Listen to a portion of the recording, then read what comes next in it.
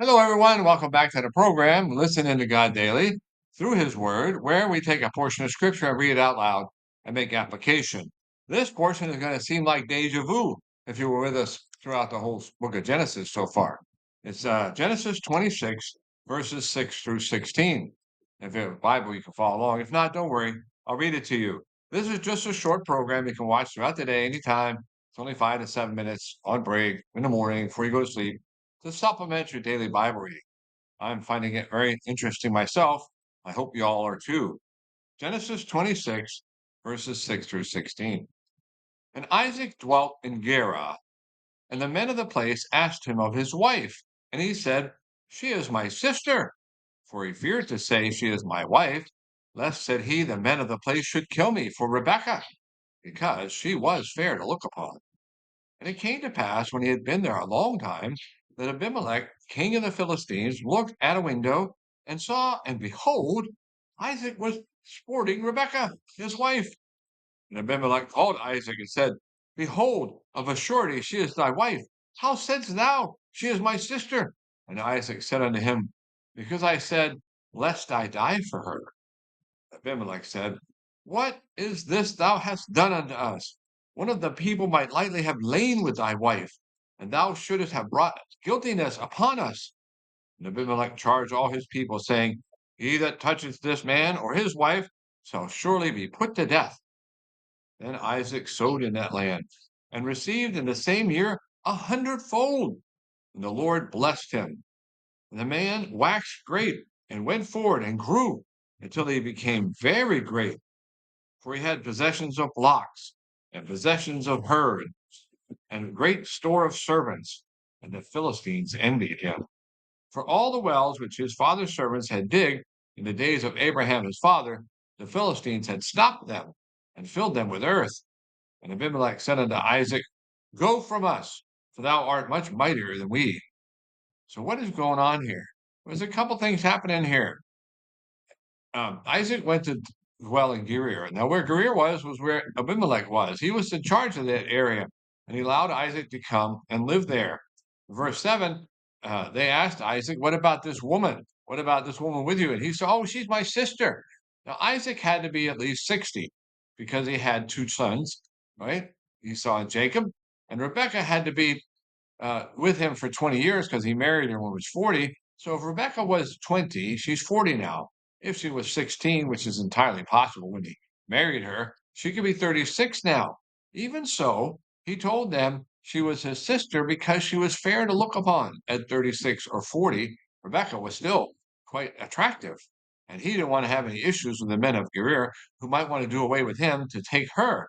And so it came to pass when they'd been there a long time, the king was just wandering around the palace, enjoying his life, and he looked out the window and, what? Look at Isaac. What is he doing?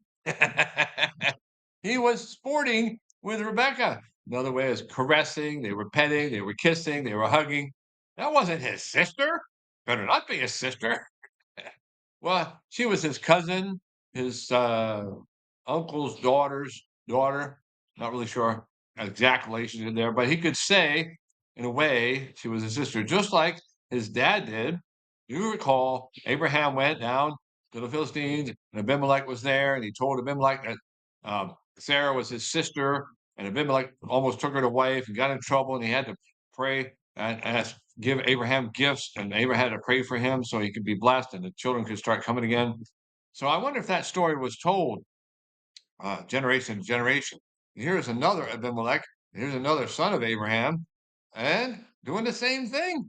That's a little scary when you think about it. They didn't learn anything. Well, maybe Abraham didn't tell anybody what he did, and the story didn't get down on his side of the line. When Abimelech heard that, he was very upset. And he called him in and he said, She's your wife, and how come you did this to us? In verse 9, and he said, I don't want to die. And Abimelech sent out a decree and said, Nobody bother this woman, nobody touch this woman, or you're going to die. Verse 11, and Isaac went to work and he started sowing and he started having his herds and everything was multiplied. It was incredible. His seed got 100-fold. The Lord blessed him and he became great. Not just great. In verse 13, it says very great. And he had possessions of everything, flocks and herds and great store of servants. And they envied him. And all the wells that his father had digged, the Philistine had stopped up. And in verse 16, it comes to a head. And Abimelech says unto Isaac, you got to get out of here because you're very much greater than we are. And we don't want to have to compete with you. So he gets kicked out of there. So he went down there to live instead of Egypt because that's what God told him to do.